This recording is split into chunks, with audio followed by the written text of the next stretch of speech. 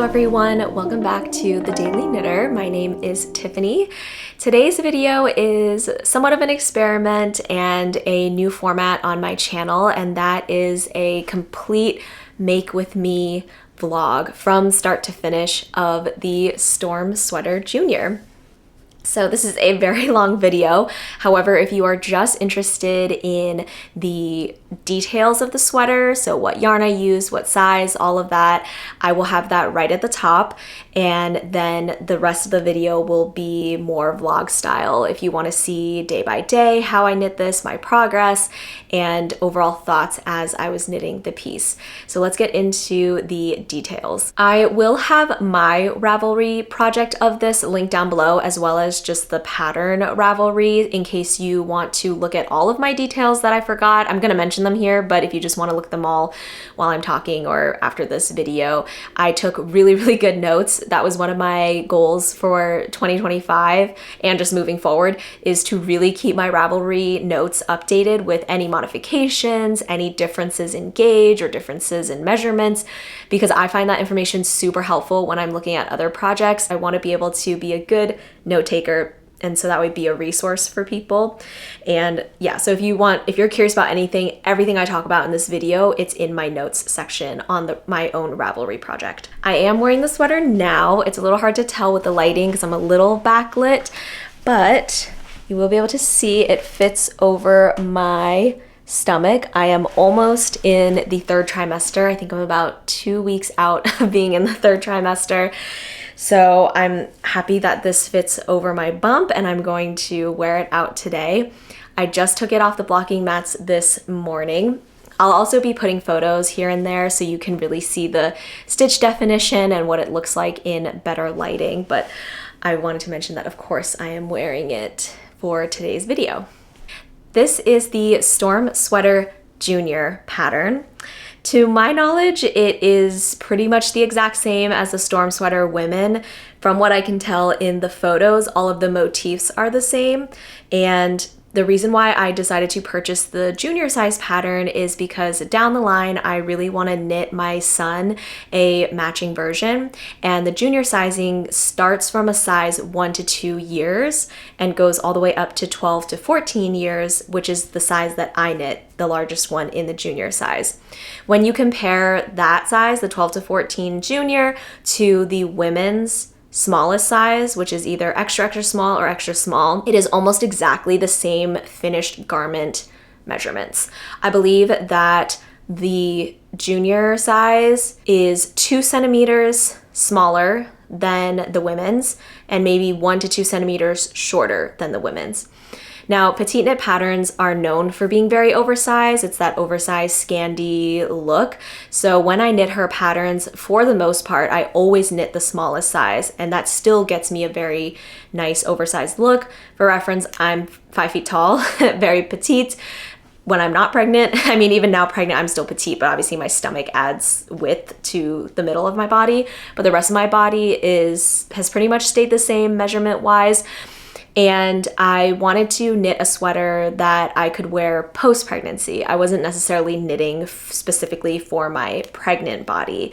Hence why I decided I would still be able to get away with knitting the largest junior size, and then down the road be able to use this pattern again and knit one for my son, maybe in like the 4 to 5 year old range. I'm not sure yet. But that is why I chose to purchase, that's the only reason why I chose to purchase this pattern instead of the women's, just so I could essentially save money on one pattern down the road. So anyways, I think everything I'm gonna talk about today, pattern-wise and construction-wise, should mirror the women's pattern. I would be shocked if it's completely different. I mean, you can let me know in the comments if you've knitted the women's one and it's completely different, but again, I'm pretty sure her patterns, especially if they're the same one but for different sizing, the construction piece is the same. It's just, obviously the stitch count and stuff is different. So that's a caveat right at the top, that's why this is the Storm Sweater Junior pattern, but you should be able to follow all of this advice if you are knitting the women's pattern. As for yarn, I use the Knit Picks Gloss DK in the color Smoky Quartz. It was on sale. Knit Picks was having a big I think 20% off all of their luxury yarn sale, and I just wanted to try out some of their other yarns, so I thought this one would be nice. It's a nice DK weight yarn. It is 70% wool, 30% silk, which really appealed to me because I feel like the silk would really add some structural integrity, but also just some softness and glossiness.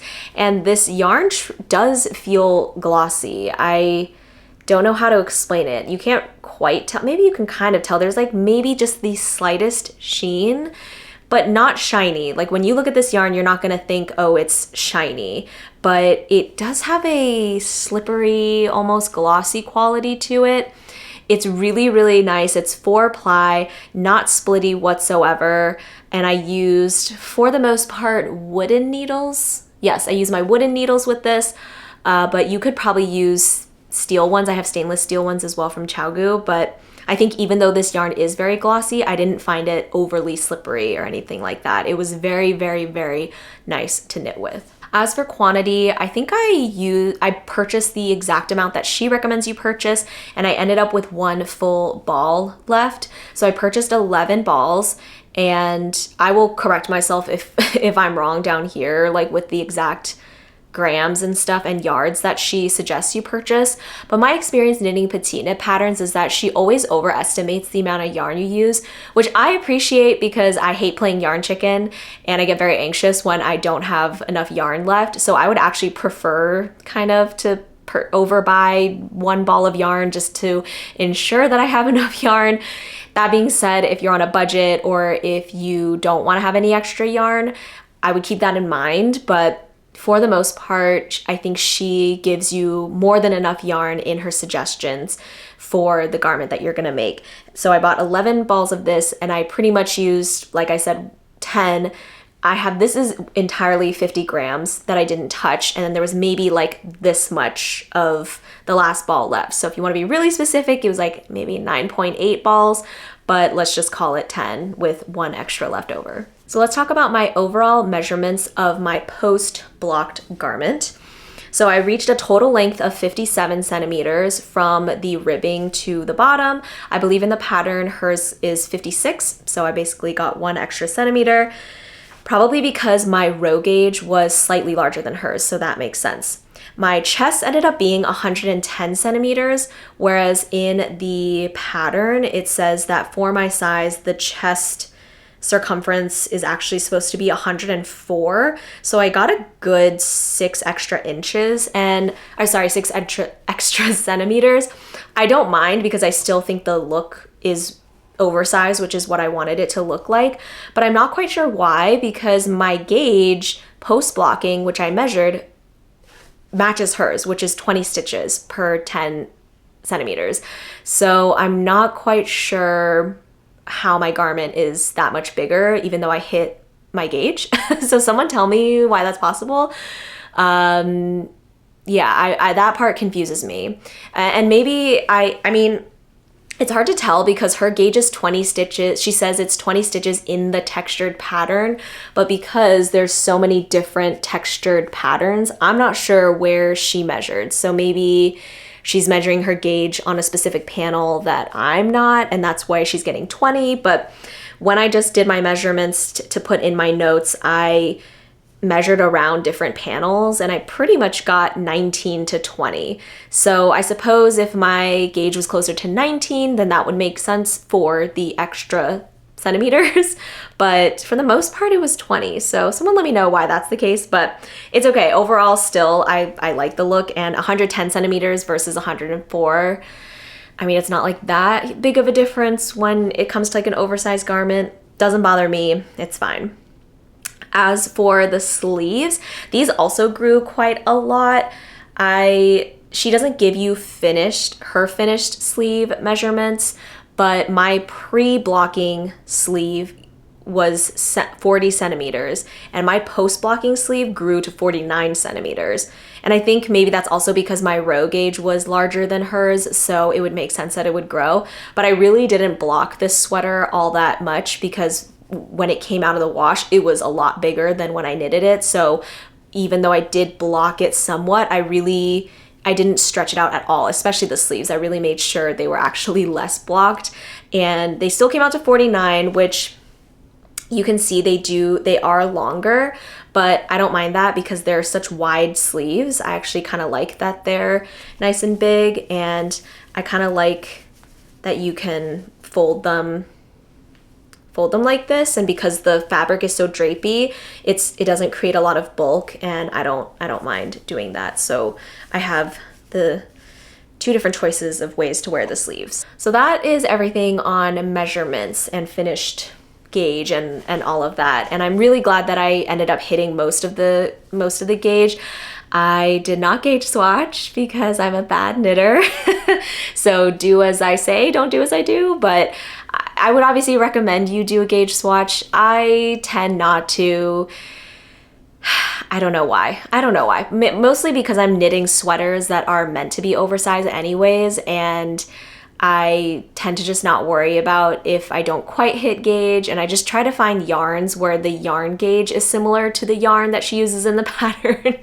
So that is obviously not the right protocol, but for me, I've been lucky. It's been pretty much working out for me. So I'll just say that. But of course, I would recommend you gauge swatch. And if you're test knitting, definitely gauge swatch. So usually that's a requirement. And when I do test knit, I do gauge swatch. But if I'm just knitting for myself, I rarely ever gauge swatch. Now let's talk about some of the modifications and the overall construction.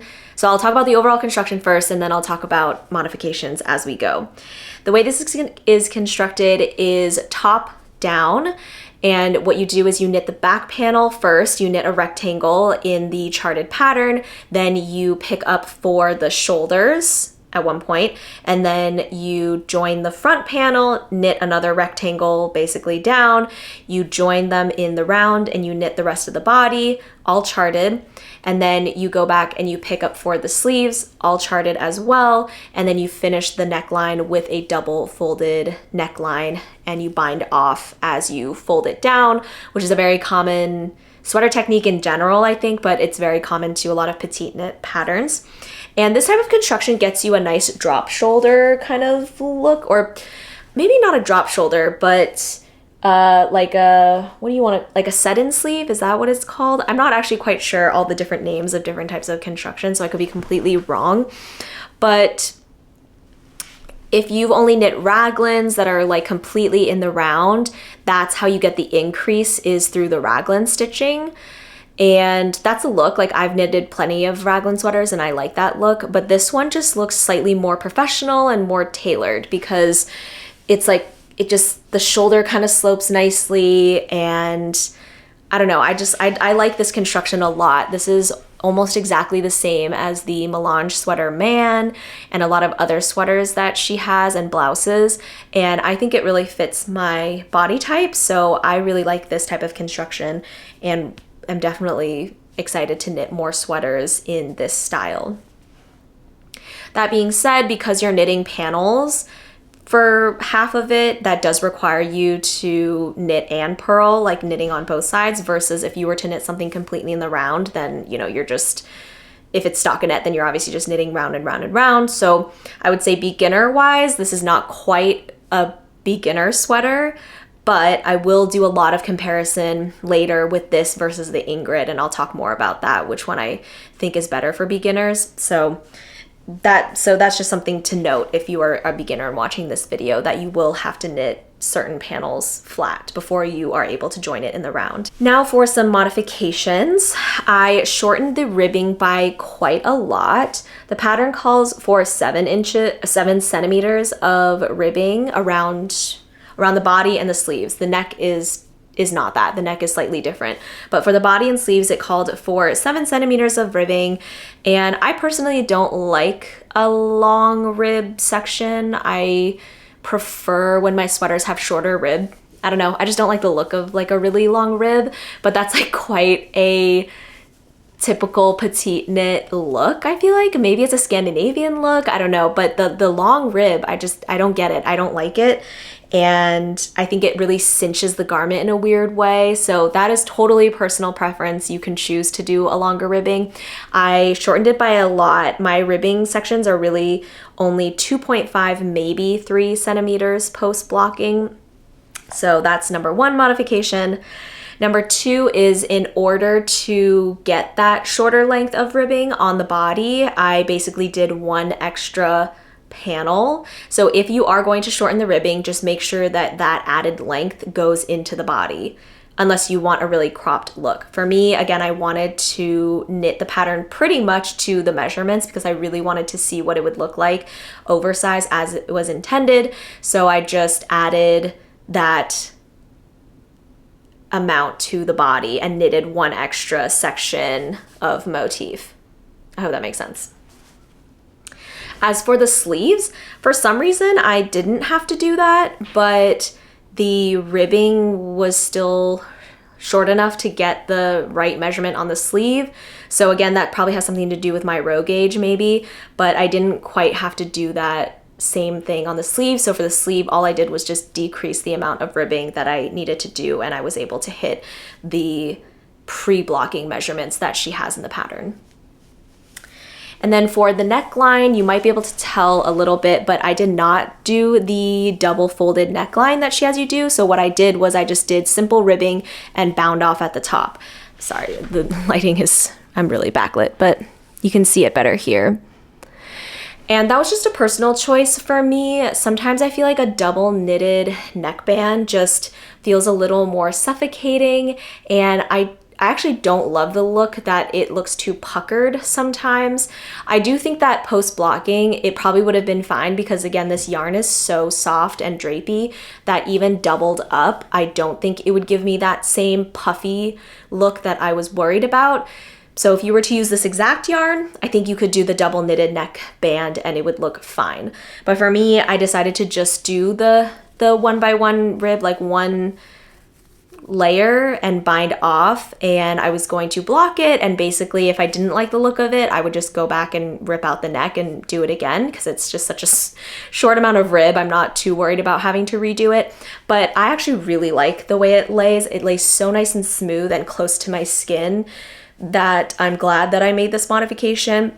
So that's something to think about for you when you are knitting this. Now, the last big modification that I made is I did not follow her directions for the sleeve decreases. Like many patterns, how she tells you to do them in the pattern is that at every certain round, you do a decrease. So for my specific size in the junior pattern, it's every 10 rounds, you're doing a decrease. She does mention in her instructions that when you do it that way, your pattern motifs will get messed up. Because if like, for example, your motif is 18 rows long, if you have to do a decrease at 10, that's gonna mess up your pattern, especially if you have a 4-stitch pattern. So I'm not quite sure why she does that. And that's similar to the Ingrid sweater as well. And I don't know why. I truly don't know why she does that, because to me, that's very messy and it's gonna give you really wonky looking motifs. So I was like, I'm not gonna do that. So basically what I did was I knit every motif and I did decreases at different rounds, because after each motif you do a garter stitch round and 2 knit rounds, and so I just did all of my decreases in those knit rounds instead. So it obviously is not every 10 rounds, but I in my notes put exactly which rounds I did all of my decreases in, and I'm pretty sure I counted accurately. So on the off chance that I didn't, that's the overall idea I went for, is that I didn't do any decreases in the middle of any motifs. I did them at the ends of each motif 10 times, which is how many times she tells you to do that. And then the rest of it, you can just knit straight. And to me, that got me a way more clean look than if I were to have done them in the middle. Again, this is personal preference. You could knit it totally exactly to her instructions, but I actually think that would have just been more confusing because then you would have to adjust the charts as well as you're going. And to me, when I'm wearing it, you cannot tell that I didn't do regular decreases. When my sweater was blocked, I have a video of what it looks like when it was blocked. Yes, it looks kind of wonky because it looks kind of weird, but again, when you're wearing it, like, you cannot tell. So to me, this was a much easier way of doing the decreases than the way that she has you do them.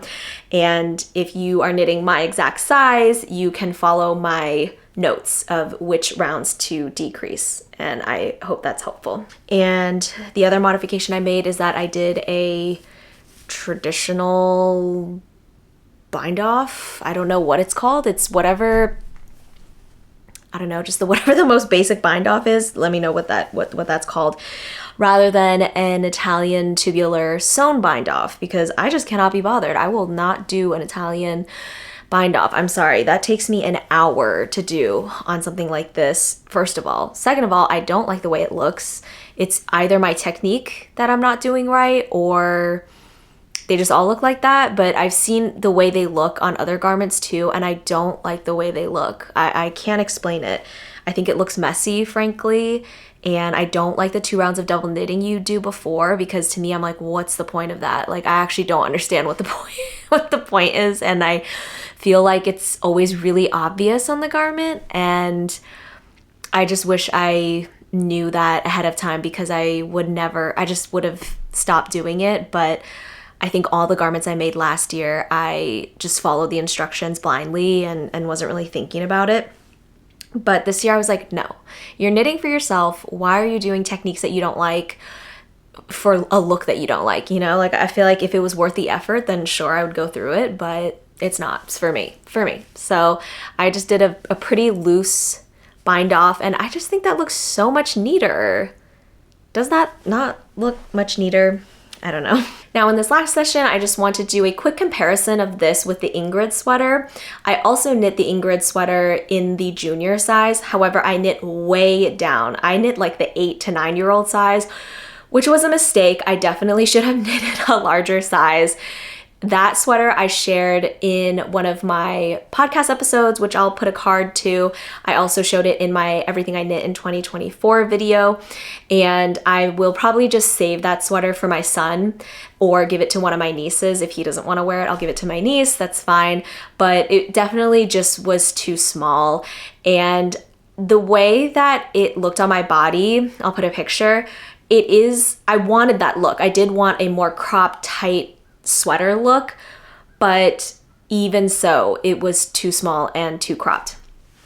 Pattern wise, I do think the Storm sweater is going to be a more beginner friendly pattern. If you have never knit a textured sweater like this before, the Ingrid just has slightly more techniques to it. I believe there's an eyelet technique, and then, which is basically just a yarn over, but you know, it's a new thing. And then there's also for the mock cable part, you have to do a weird finicky type thing with your needles that it was a little hard to do, honestly, and I dreaded those sections, to be honest.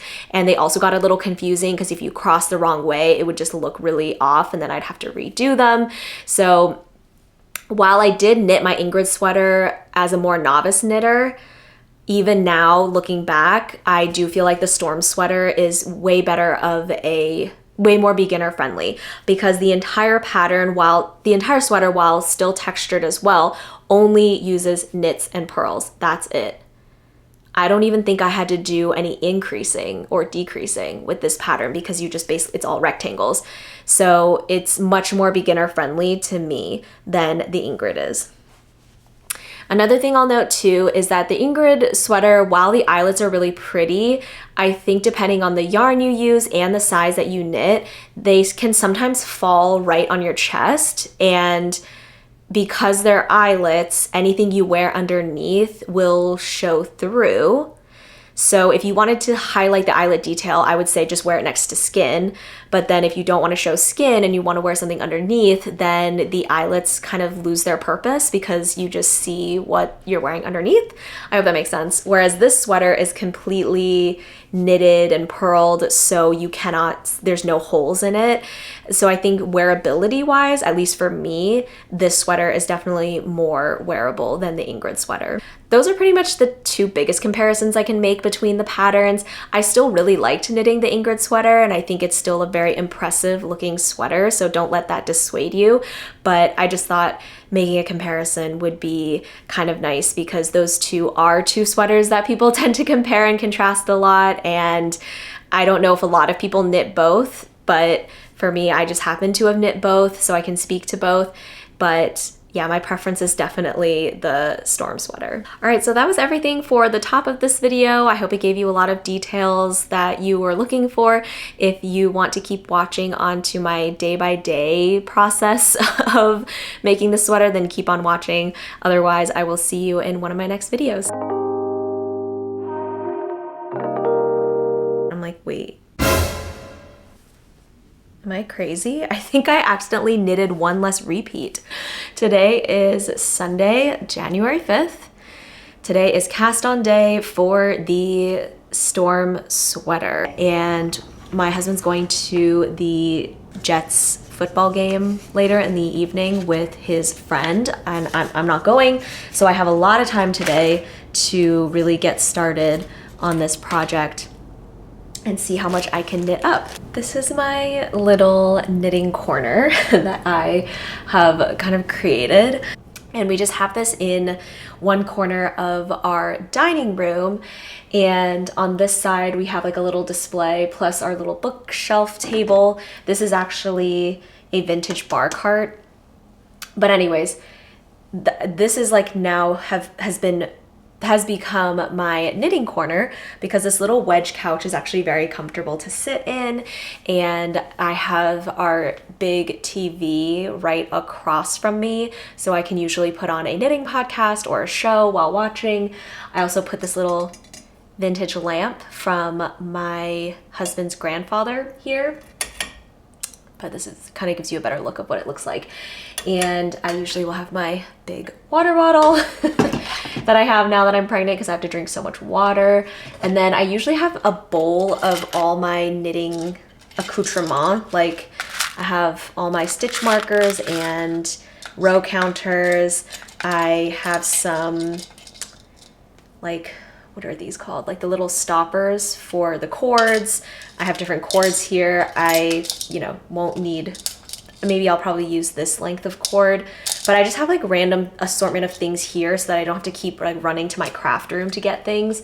I always have my little retractable, what is it, cloth ruler, measuring tape. There we go, that's what it's called. And my trusty knife from Victorinox, which we actually got in our last trip to Switzerland. If you follow me on Instagram, I documented that because there were so many yarn shops in Switzerland that we went to, and it was like a really fun trip. And Victorinox is made in Switzerland, so we went to go get, what are these called? Utility knives? Like, what are these called? Like the Swiss Army knives, yeah, where there's just like a bunch of tools. So the one I use the most are these little handy scissors that I use, and they're really sharp. So I like using these for when I need to cut spare yarn or things like that, and it's just really handy. So I always have this next to me as well. Now the needles that I'm going to be using are 4mm needles, which is what the pattern calls for.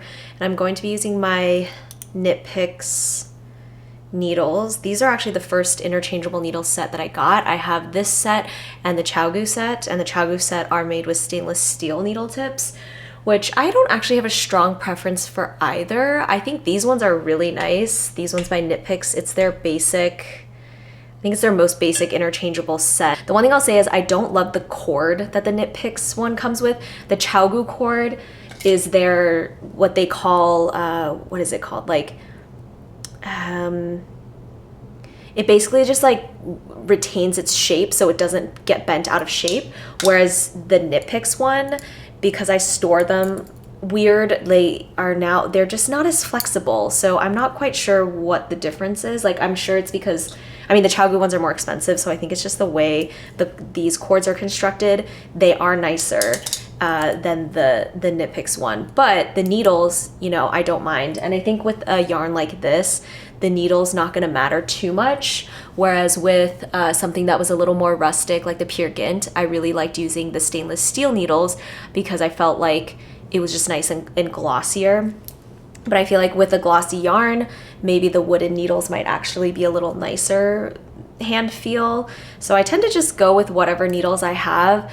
My other ChiaoGoo stainless steel needles in the 4mm are I'm currently using on my Melange baby sweater. So I could easily go switch them out right now and like put stoppers on that project, but I just don't think it's gonna make that big of a difference. So I'm gonna cast on with these, and if for some reason I hate it, then I'll do that, but I think they'll be fine. So the pattern calls for you to cast on 104 stitches with a long tail cast on, or I guess whatever cast on you prefer, but I would assume when she doesn't say it's a long tail cast on. How I usually like to guesstimate, this is just a trick I saw someone say online. So this is like how I like to leave a pretty long tail just for extra security. But what I do is I loosely wrap it around 10 times. So 1, 2, 3, 4, 5, 6, 7, 8, 9, 10 to kind of mimic 10 stitches, okay?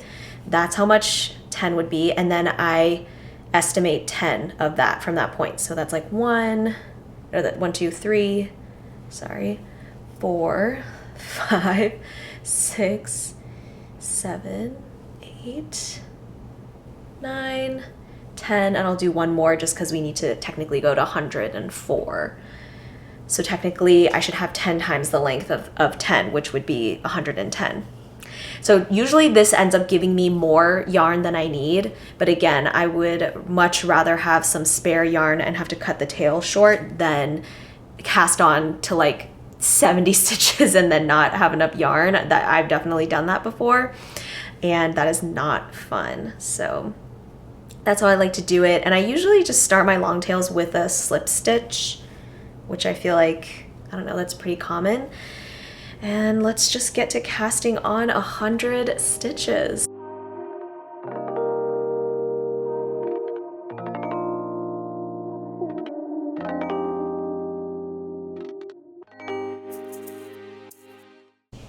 Alrighty, I have cast on the 104 stitches, and for this pattern it immediately goes into charts. And I just wanted to show you really quickly the app that I use, because I mean this I think is a very common app, but this is the My Row Counter app. And when you open it up, you can have all of your projects, which I have here, and I have the storm sweater. I also paid for the subscription version, so there's no ads or anything, and I do find that it's worth it just based on how often I use this, which is basically every day. I think it's like $12.99 a year, which for me is, you know, that's totally worth it.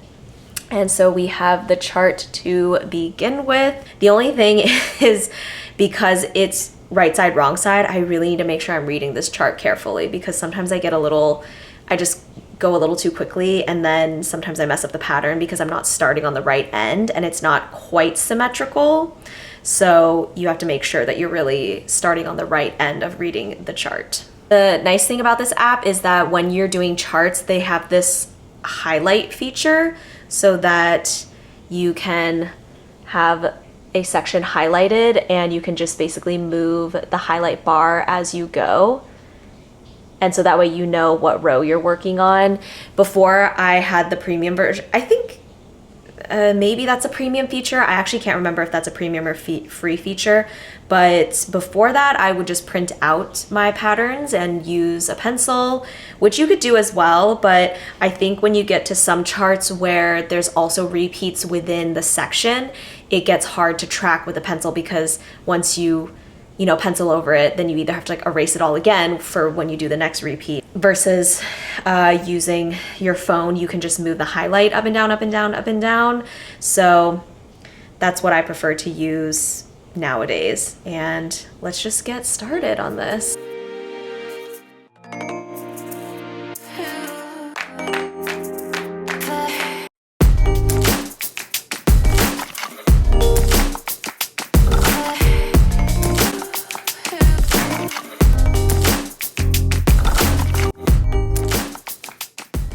I'm actually not even sure how long I've been knitting. I've just kind of been knitting all morning while Alex works out, and he just left with his friend for the Jets game.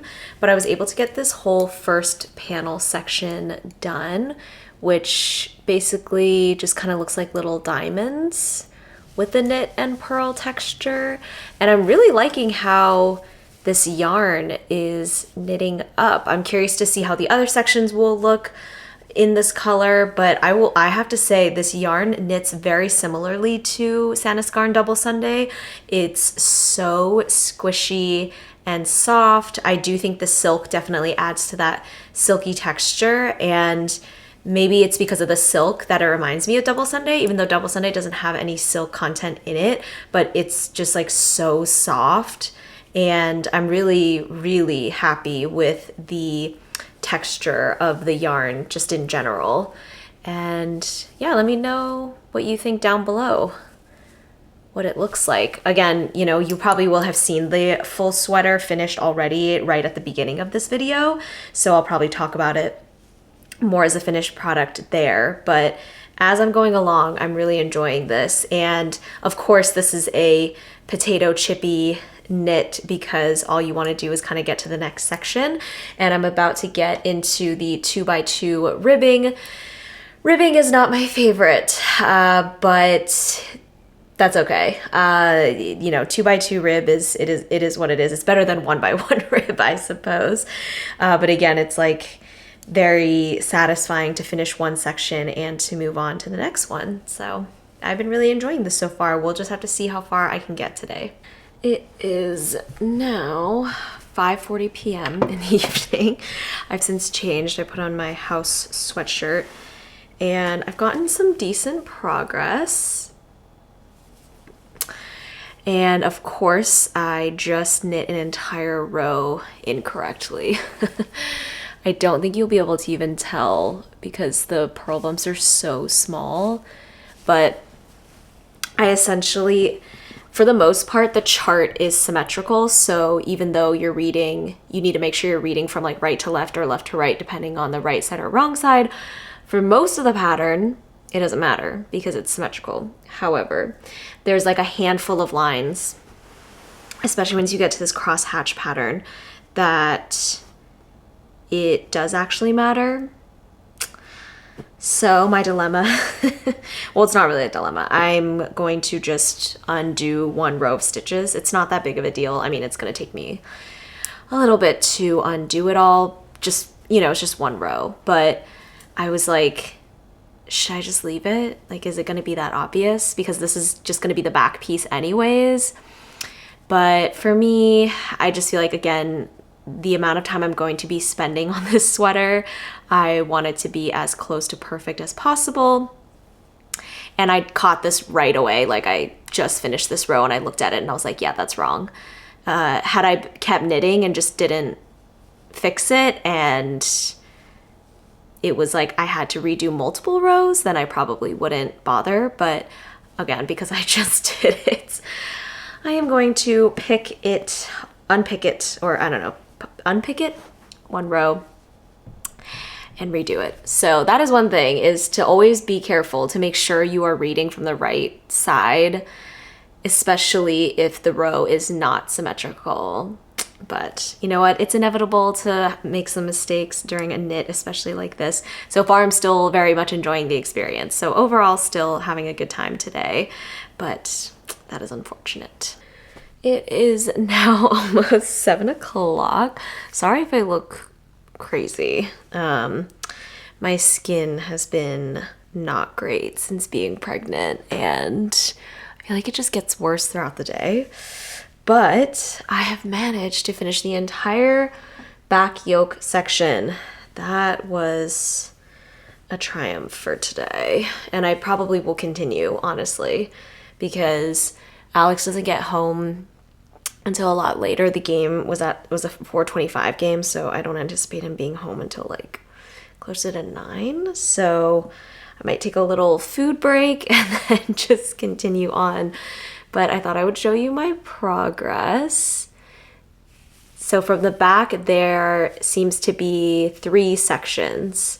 The first one is this, I don't really know what to call this pattern. I don't know, like speckled, polka dot almost. It's like not quite regular, but I mean it is, but I don't know, speckled. And then you have the 2x2 rib, but every wrong side you're just purling, or no, every right side you're just knitting. So it's not quite 2x2 rib. I guess, is that what 2x2 broken rib is? I don't know. But it's, yeah, so 2x2 rib. And then you have this diamond section that I just finished. And now we are going to attach the shoulders, pick up for the shoulders, which you pick up from this end. So this is how it would actually lay. Pick up for the shoulders, work the shoulders, and then the front yoke.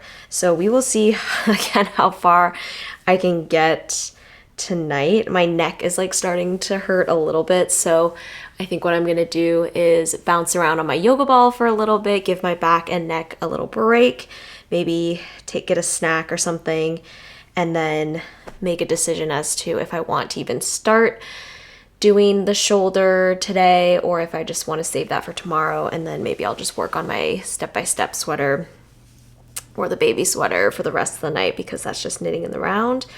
But I don't know, I just feel really motivated to do this. And partially, yes, because I'm filming this vlog, so I feel like I want to just keep going, but also because it's a really fun knit and I'm loving the way this fabric is turning out. I think it just looks so good, and I'm glad I was right about the stitch definition. I think you can really tell. The lighting is like a little dark in here, but I'm really, really pleased with how the stitches are showing up on this yarn. So it's just really fun to see your progress, you know? So yeah, that's the update for now. It is Monday morning, but I managed to finish the right shoulder. This is where I picked, let's see, where did I pick up for the stitches? Right here. You can see, even though it looks very smooth, there's definitely a little bit of indenting, which usually through blocking just blocks out smooth.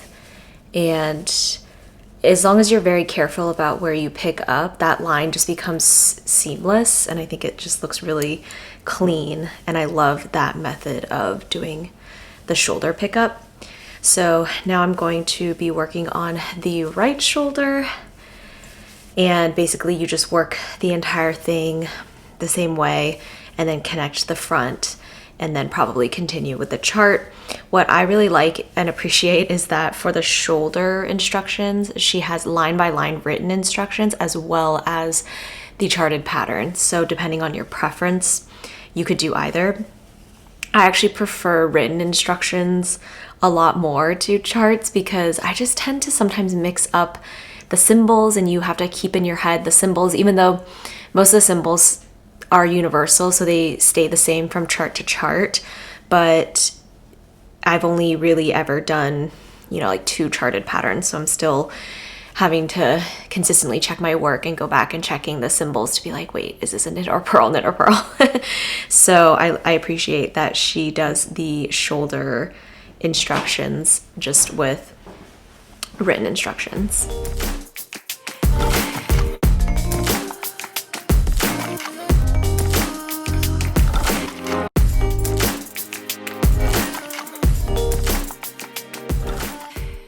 I have just joined the shoulders for the front yoke. Super exciting. I basically just did the join and then the first row of the pattern, which is just a purl. And I'm gonna keep working the chart. I'm not sure how much I'll get done today because today's a Monday, so I am working full time. It's still in the morning time, so before work time, but I don't have meetings today, so there might be some time in between during the day where I want to take a break or something and be able to get some knitting done. But very excited, still really into this pattern. I think I've done every motif as of now, which now I'm like almost questioning, because in my memory, there's a motif that looks almost like diagonal lines, and perhaps that's just later on in the body and it doesn't happen on the front and back yoke. So yeah, I'm not quite sure when. Oh yeah, okay, so I'm scrolling down in my pattern right now to look at it. Yeah, so there is a motif where it looks like diagonal lines, and to me that looks like it doesn't start until the body, which is fine. I was just thinking, I was like, how many motifs were there in this pattern? But I think that's the only one that I haven't done so far. But again, I'm really enjoying these a lot, and yeah, I think I'm enjoying these motifs a little bit more than the Ingrid sweater. In the Ingrid sweater, there's one specific motif where you have to do a technique where you're kind of crossing stitches over a little bit, and it creates this X, like the X, and the finished product looks really nice. But to be honest, I messed up so many times while I was doing it, because that was also the first time I was following a chart, and I kept getting confused with the left leaning or the right leaning crossover or something. I don't know why it was confusing to me. And so I had to redo that section a handful of times because I just kept crossing it over wrong, and then I wouldn't notice until I would turn it back again and be like, that doesn't look right. So the knitting experience on that specific motif, I remember from the Ingrid, I was semi-dreading and didn't really love. Whereas with this one, there isn't necessarily a motif that I think is really awful. I mean, I guess like my least favorite so far has been just the 2x2 rib, just because 2x2 ribbing is annoying. I have now officially finished the front yoke. Whee! I'm so excited, and I am about to join in the round, but I'm probably going to take a little break, a little lunch break, and do some emails and work stuff, and then depending on what other things I need to do for work. Not sure when I'll come back to this today, but I'm really happy that I managed to get the front and back, and then now all I have to do is in the round, which is going to be great, because I think especially with this cross pattern, you have to do it on the front and back, so you're purling and knitting, so sometimes you have to really pay attention to the pattern. Sorry if you can hear scraping. My husband is scraping our driveway right now, which I'll also show you in a second. It snowed all morning. But yeah, I can't wait to do this in the round, because then you're able to see the pattern as you go, so I don't have to keep flipping it over and checking that it's right. That being said, I really only made 2 errors that I had to redo rows, which is pretty good for me. So yeah, excited to join this in the round. This is what it looks like outside. Maybe you can see there's my husband scraping. I will say, if you live in cold weather climates and you are not a snow person, get yourself a partner who does not mind doing snow chores. He grew up in New Jersey, so he is very much used to the weather here, whereas I grew up in California. And while I love skiing in snow, I do not love maintaining snow and things like that. But it snowed all morning, and it does look really, really nice out right now. I thought I'd also do a quick little bump update. I haven't really featured my pregnancy on this channel just because this is mostly a knitting channel, but it's obviously going to influence some of the patterns that I choose in the future with doing baby knits and child knits and things like that. But I thought I would show you, and this is why I'm not wearing any of my handmade knits, because I've just gotten so big that my knits all kind of crop to about here with how big my stomach is. And rather than hand knitting a large sweater like this, which would take me, you know, a lot of time, I've just been going to Marshall's, honestly, and getting some sweaters. So this sweater is actually from like House of Harlow, which I think is a nicer brand, but it's actually really cute, and it's making me want to knit this because I feel like this is basically the melange sweater construction, just very oversized. So I feel like I could definitely knit this, and now I'm like, I kind of love this oversized silhouette, whereas when I first started knitting, I wasn't as into the oversized silhouette, but now that I've been pregnant and just wearing bigger pieces like this, I'm like, it's so cozy. So maybe the next melange sweater I make for myself, I will just knit maybe like a size medium even. And that'll probably get me this big oversized look. But to be honest, I'm not sure what this would look like without my belly. Like I feel like, but from the front, it doesn't even really look like I'm pregnant. You can really only tell from the side. So I don't know, I'm kind of liking this oversized look, and it's making me reevaluate some of my future knits. But yeah, I thought I would do a sweet little bump update. Hello everyone, it is now Wednesday. I did not work on my storm sweater at all yesterday because I commuted into the city. And while this is still a pretty small whip so far, it does require more of my attention, so it's harder for me to knit on the train. So when I commute in, I prefer to bring a smaller whip or something where I can almost half pay attention to. I don't quite knit completely without looking, but on the train, if I'm able to just do all stockinette stitch, it's easier for me to kind of be like semi looking out the window and knitting so that I don't get dizzy. But yeah, this was not gonna be one of those pieces because I really have to be looking at what I'm knitting depending on which section I'm at. So I decided to just bring my melange baby sweater that is on the needles, which I'm actually pretty sure I'll be able to share in my next podcast episode, hopefully. But anyways, this is where I've gotten to. I don't remember if I've even shown you all my progress from the weekend and Monday. I had a decent amount of time Monday to knit because I didn't really have any meetings and it was kind of a slower work day for me. So I was able to kind of just knit for a little bit longer than I probably normally would. So I'm joined in the round officially, and I'm working on, I think, the last motif that I have not yet worked on, which is the kind of diagonal pattern motif that you see in the pictures. Like if you've seen the pictures of the sweater, you kind of know what I'm talking about. There's one motif that just looks like a bunch of diagonals. So that, let me see if I can show you, is currently what I'm working on here. And I just wanted to mention quickly, this has nothing to do with this project per se, but since this is a knitting blog and I'm kind of posting all my thoughts as they come up, I thought I would mention this. But I have the Knit Picks interchangeable needle set. I think this is a very common needle set that a lot of beginner knitters will use, and I think some people then tend to gravitate towards maybe higher end needles. I also have a full set of Chaogu needles, which I really like as well. And I actually have both sets of the Knit Picks ones. So they have a standard set, which is this one, which is about maybe a 3.5-inch needle size.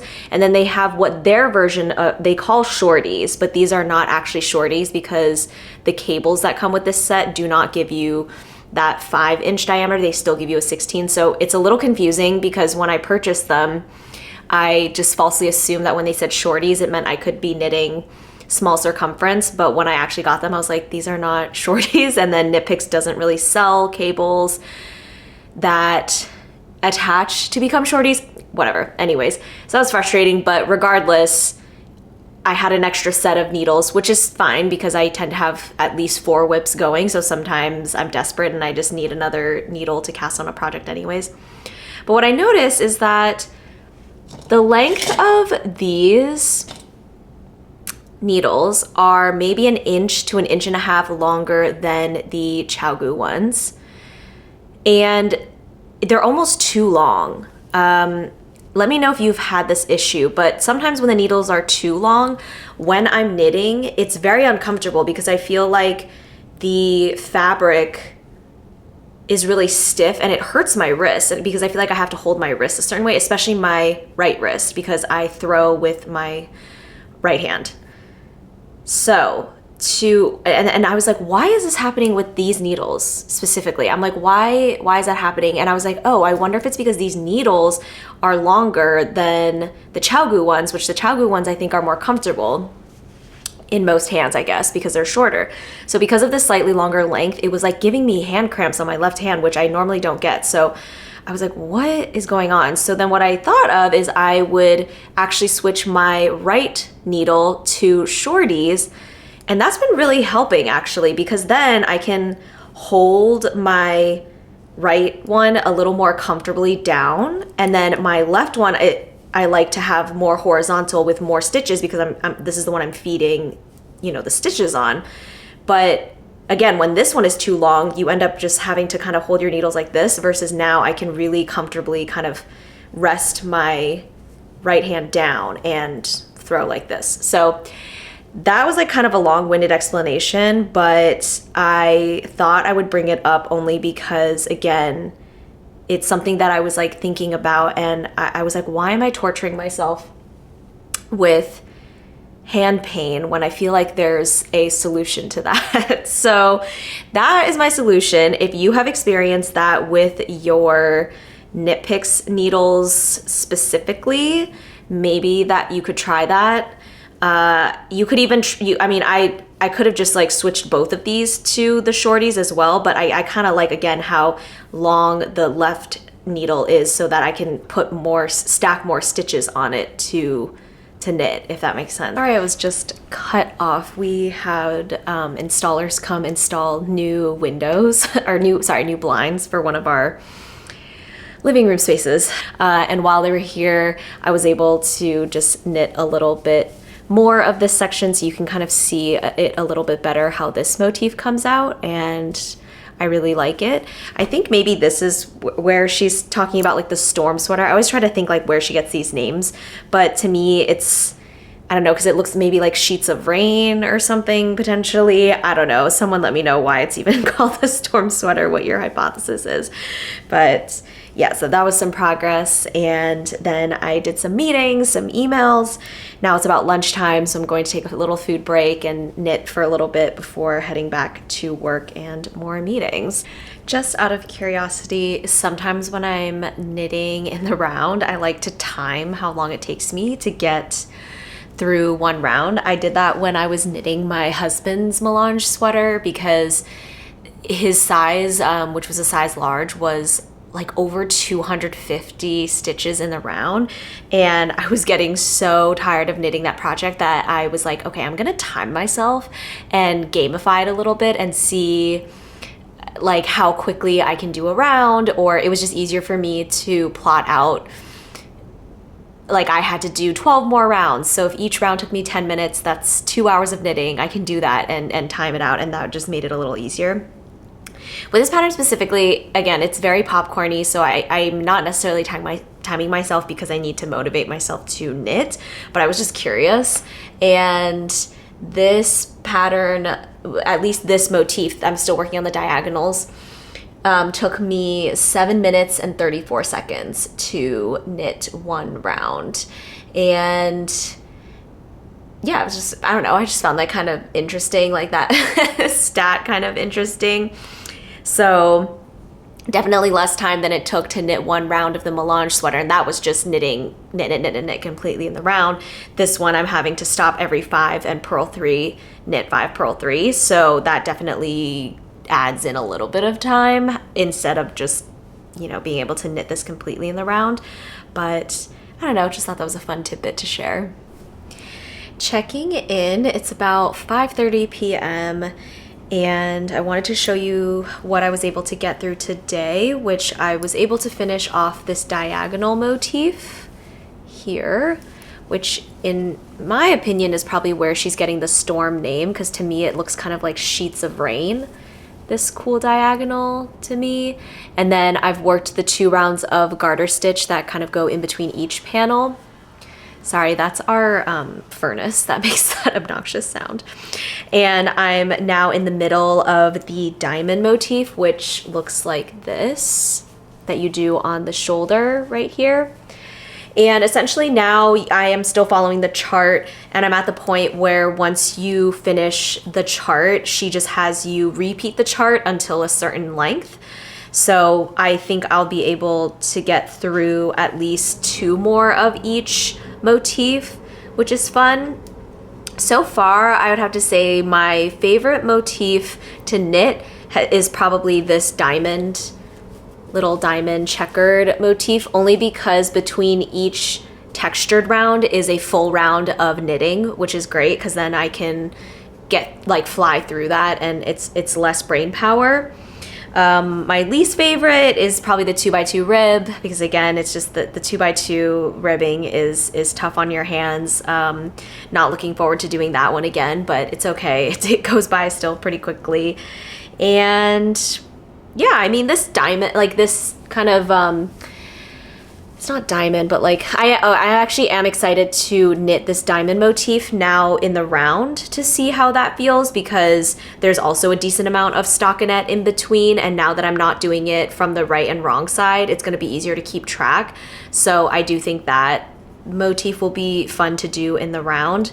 But yeah, I'm gonna start making dinner soon, so I'm just at a point now where I can put this down and keep working on it tomorrow, and I'm just gonna switch over to my step-by-step sweater that is all stockinette in the round to finish off my evening. But here's my progress so far, and I will just say, at least just looking at the top half of this sweater, this will definitely fit slightly oversized, and probably with the correct amount of positive ease that the pattern calls for, which I'm really encouraged by, because I was, you know, as I mentioned at the beginning of this vlog, just I did not want to fall into the same trap with my Ingrid sweater of knitting it too small.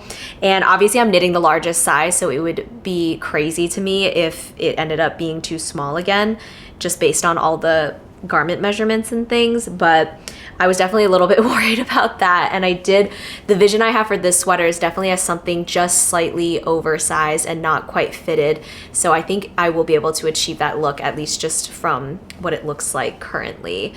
And I'm really excited. Again, this is like a fun pattern, and it's popular for a reason, so I'm still having a lot of fun knitting on this. And the fabric is also really soft. This is like merino and silk, so I'm like pretty sensitive, but can tolerate merino wool. So I feel like with the merino and silk, sorry, the furnace, it should feel good. And I think it'll soften even more with washing, and it's already really soft against my neck. So I am really excited to see the finished product.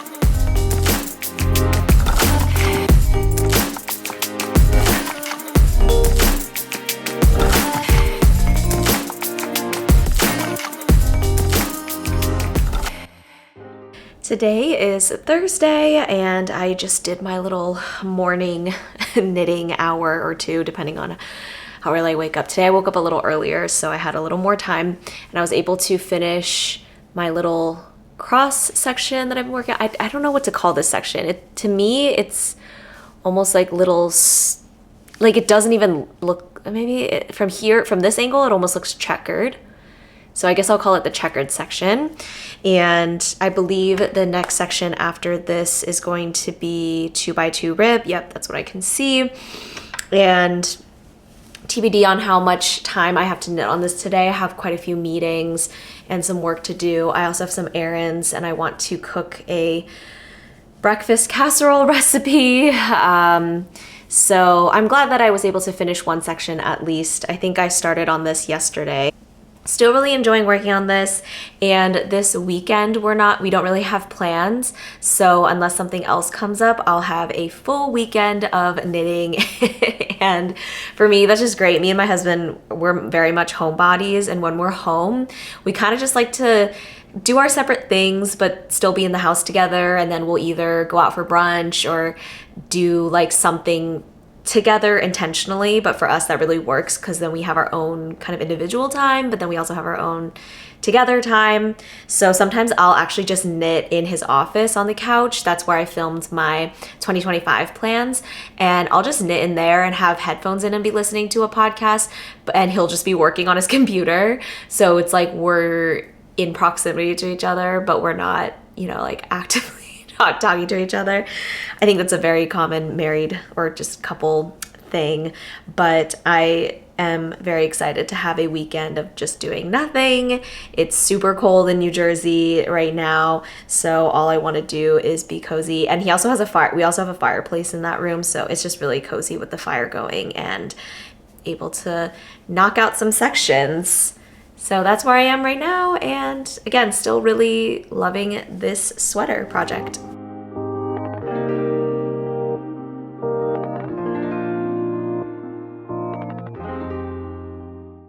Alrighty, it is Sunday. I'm not sure what day of knitting the sweater it actually is, but I'm sure I will put that as like a title as we go day by day. Yesterday, I filmed a little B-roll of me knitting in the morning while I was working on what I thought was going to be the last motif, which is basically this long diagonal section. And then I ended up just kind of knitting on and off throughout the day. And in the evening, we ended up going over to our brother and sister-in-law's place to watch football. And I ended up getting a decent amount of knitting done while at their place, which I didn't want to film because obviously we were in their house and in their private space. And then we came back last night and ended up watching the 8 p.m. game. So I definitely stayed up later knitting than I would if it were like a weekday or even just a normal day. I usually sleep pretty early nowadays, but we wanted to stay up to watch that game since it is playoffs. So I was able to fully finish the motif. I guess technically it's held this way. So I'm almost done with the body, and my current dilemma is this. In the pattern, it says to knit until a specific length, depending on what size you're making. So for my size, it says to knit until the back measures 48 centimeters. And then you do 8 centimeters of ribbing. So that gives you the total of like 56 centimeter length, which makes sense because that's how long the garment is supposed to be as specified in the pattern measurements.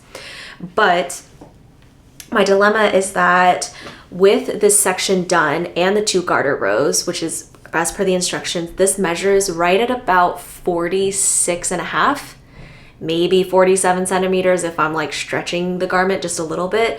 But so I'm like, okay, do I just start the ribbing now? But 8 centimeters of ribbing is really long. And I think a lot of petite knit patterns do have a long ribbed section. That's kind of the look that she goes for. But I don't particularly like a really long ribbed cuff or body. And frankly, I just hate knitting in ribs. So, so now I'm thinking, okay, if this is at like 46 centimeters and I have 8 centimeters left, so I would have 14 centimeters left of knitting essentially. The next motif on this would be this little diamond pattern right here. And this measures plus the garter, because her instructions say to knit the next motif plus 2 garter rows. So this plus the 2 garter rows is about, I think, 6 centimeters is what I looked at. Let me measure it right now real quick live. It is 5.5 centimeters. So if I did the next motif plus the 2 garter stitches, 2 garter rows, that's 5.5, and then I would only really need to do another like 3 to 4 centimeters of ribbing instead of 8, because some of that length will be made up with like this next motif to get that overall 56 centimeter length, which I want to go for because I'm actually almost certain that this will grow in length, not maybe dramatically, but it'll at least grow like 1 to 2 centimeters, and already looking at this length just on my body, plus some of the ribbing, that's like long enough. So I definitely don't want to make it too short because that is always my downfall, is I end up getting lazy or getting impatient and then make garments a little too cropped. And I've learned my lesson, and again, my vision for this sweater is to be oversized. So I think that's what I'm gonna do. I'm going to knit the next motif and then just shorten the amount of actual ribbing that I need to do. And I know I said I wasn't gonna try to do as many modifications on this sweater as possible, but I think that's like a very fair modification to make because technically she does say to knit in pattern until you reach like the end of a motif. And I suppose I could also just shorten this section as well because it's multiple rounds of repeats. So I could always just do half, but I think it'll look nicer with the full panel of this motif and then just a shorter ribbing. And I will just aim to do the same amount of ribbing on the sleeves, and I'll just note how many rounds of ribbing I do. And that way the sleeves will match as well as the neck, or the neck might just be separate ribbing anyways. So I think that's what I'm gonna do because I would rather knit another motif than knit you know, like 10 centimeters of ribbing, you know what I mean, to make up for the length. So I think I'm gonna do that, but this is how she's looking so far. She looks so good. Again, I'm loving this color. I think it looks good against my skin tone, and it really, the stitches just really pop, and it just looks so impressive. So I am truly loving this pattern, and I'm pretty confident that I can finish that whole motif today, because it's about 12, in my memory, I think it's about 12, what do you call it? Like rounds plus the 2 garters, it's like plus 2 knit, 2 garter, 2 knit. So like, okay, let's say it's about 16, no, more than that. Okay, let's just call it 20. Like, let's just say it's like about 20 more rounds of knitting. And if my average knitting pace has been 7 minutes per round, you know, like that's, I have a lot of time today to knit as well, because we're basically just watching all the football playoff games. So yeah, sorry this clip is a little long, but I wanted to talk about my process a little bit here. And hopefully by the end of the night, I can give you all an update that I'm done with the body. We shall see. I'm done with the body. Yay! OMG, I'm so proud of myself. I think it looks so good. Anyways, I have not worked on this today. It's already the afternoon, but I just feel like maybe because I'm done with such a big piece, I just want to like bask in the glory of finishing the body for a few more days before I mentally prepare myself for sleeves. And I am planning on doing the sleeves completely on shorties and doing it in the round, only because of the textured patterns, and it'll just, I think, be easier for me to keep track of the pattern when it's in the round, but also not have to worry too much about knitting and purling on magic loop and stuff. My tension's pretty good with magic loop, like I can do rib and stuff on magic loop, and that's how I finish a lot of my sweaters. But I think I'd rather make sure that the pattern looks nice and clean, and less errors that way, honestly, you know, when it's just in the round versus magic loop.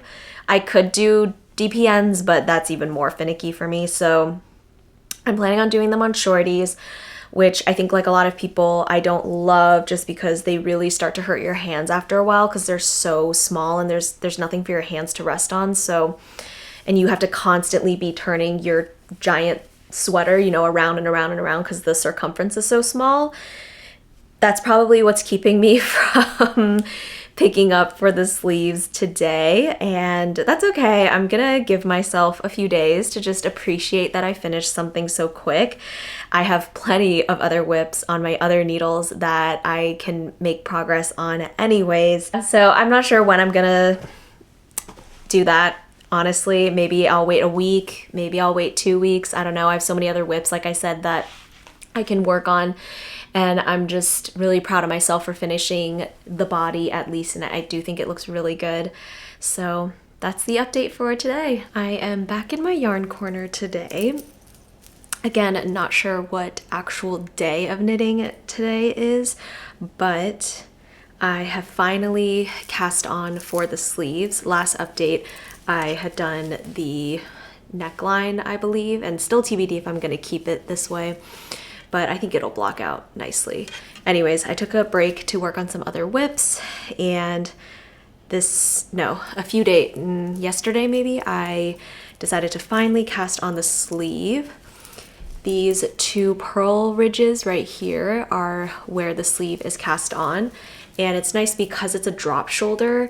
You actually don't have to knit too long of a sleeve versus, you know, when the sleeve starts here. So the sleeve technically really starts closer to here, if that makes sense, when it lays down, you know, so it kind of looks like that. And I've actually already made 2 mistakes, but I just couldn't be bothered to go back and fix it. So I'll just point them out here, but you can see there's supposed to be 2 garter stitch rows essentially, or purl rows, and I accidentally only did 1 on this side because I'm using magic loop. So I just got ahead of myself and totally forgot, and then ended up just doing 1 knit. To me, it was the back of the sleeve. Doesn't matter, imperceptible unless I pointed it out. The next motif I have, according to the pattern, is going to be this what I think is the storm pattern. So the pattern essentially follows the same as the body. And I'm excited to get to that one. And yeah, pretty good progress. I think I'll be able to get a decent amount of the sleeve done today as well. This is the main project I'm knitting on today. Reporting back that I have finished the left sleeve. I finished it this morning. I just did the ribbing and I actually even wove in all my ends. I'm the type of person where I like to weave in ends as I go. Not only because then it's less intimidating at the end to weave in all the ends, but especially when I move from the body to the sleeves, when there's just a ton of ends in the body, there's just so much thread going on and it really bugs me and I don't like the way it looks. So I always weave in my ends from the body, at least when I move on to the sleeves. And then this morning I just had like 10 minutes of extra time before we had to go run our errands. So when I have little pockets of time like that where I don't have quite enough time to like pick up something to knit, I will just weave in ends, and that was like the perfect amount of time to do that. And yeah, I tried this on. The sleeve looks pretty good. It's falling a tiny bit short on my wrists, but I did knit it to exactly her measurements. So I'm gonna trust that this, I don't think this sweater is gonna grow significantly, but I do think that once it blocks, it's just gonna relax a little bit, and that'll give me that extra 1 to 2 centimeters that's gonna then hit my wrists perfectly. And it's a relatively wider cuff anyways, so I'm actually not too annoyed if it's a little long. I really hate it when I purchase store-bought sweaters and the cuff is really tight and it's too long. That's like my biggest pet peeve, because not only is it restrictive, but it's also, it's like when it's like this on your hand, I'm like, who's that for? But when the cuff is nice and big like this, I don't mind if it drapes over your hand a bit, because to me, it just feels less restrictive. And I ended up doing most of this sleeve in Magic Loop, even though I said I wasn't going to. I said I was gonna use shorties, but I ended up using Magic Loop. And I think it was fine. I'm pretty good with Magic Loop, like my tensioning and stuff. You can definitely tell on some parts, like you can really see the purl bumps here where I did not tension that great, but for the most part, the rest of it is okay. It's really just, for some reason, these 2 garter stitch rows where my tensioning just was a little off. And like I said, for the most part, you can tell like a little bit, but it really will block out a lot, and I'm not too worried. So that was fine. However, I did purchase this little shorties interchangeable set that just came in the mail yesterday, and I did do the ribbing in my shorties because to me that was just easier. Like when it's 1x1 ribbing, I don't know why it's like more annoying for me to do Magic Loop. I don't know, like it's probably not, but I just decided to do the shorties. I wanted just to see how it would feel, and like, yes, like it's uncomfortable with my hands. They don't quite hurt, but they are fatigued when I do shorties. So now I'm at a dilemma because I thought the Magic Loop was fine and I can always fall back to that. However, because of how wide the sleeve holes start, I could almost knit these with like my 12-inch shorties rather than my 7-inch shorties, you know? I have circulars where I could pair them with that cord to make them almost like a 10-inch to 12-inch length. And so that way it's a little more comfortable on your hands because you have a little more room to navigate with the cord, but then I can knit in the round. So what I'm thinking of doing for this sleeve is I'm going to cast on with that combo and see how that feels, knit a few rounds. If my hands get tired, I'll just switch to Magic Loop. It's not a big deal. But I figured I would try it. And like I said, I feel like overall my Magic Loop tensioning is pretty good. So I don't think there's gonna be a huge difference between the sleeves, even if I decide to go with different techniques. And that's my thought process. And I don't know why I'm so hesitant to like just do the Magic Loop on these sleeves, because it was totally fine on this one. I think I just, in my head, still prefer to knit in the round. So anyways, that's what I'm gonna do. I'm gonna try it out, why not? And again, I can always fall back to magic loop if I want. But one more sleeve and then I'm done. And this is the, like I said, the benefit of doing the neck before you go onto the sleeves is like once you get that last sleeve, it feels so good to not have to then go and back and do a neck. I don't know why doing a neck, because doing the sleeve just feels like such a bigger piece.